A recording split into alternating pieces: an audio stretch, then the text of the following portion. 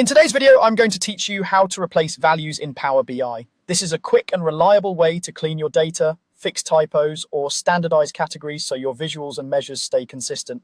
We'll walk through it at a comfortable pace, and I'll add helpful context so you know exactly what's happening at each stage. Start by opening your Microsoft Power BI app on your desktop. Once it's open, go to one of your reports. You can use any existing report that already has data loaded. The goal is simply to get to the data model where your tables live. On the left panel, switch over to the table view. This view is designed to let you focus on your data rather than visuals, so it's perfect for quick cleaning tasks like replacing values. You'll see your tables and columns, and you can scan the content to make sure you're targeting the right field.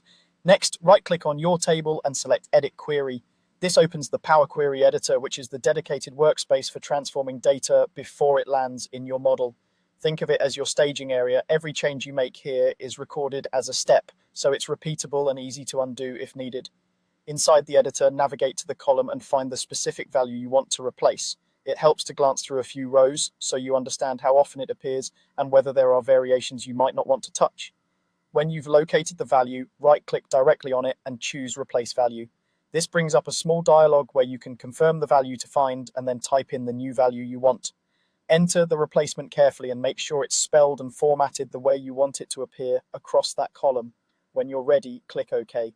Power Query will immediately update the preview and you'll see a new step appear in the Applied Steps pane, typically labeled Replaced Value.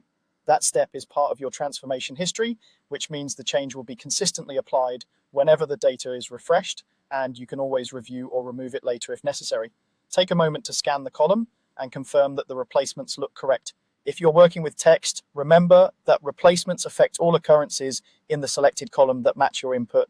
For numbers and dates, ensure the column type is appropriate so replacements behave as expected. That's it, your values are replaced cleanly and consistently with just a few clicks.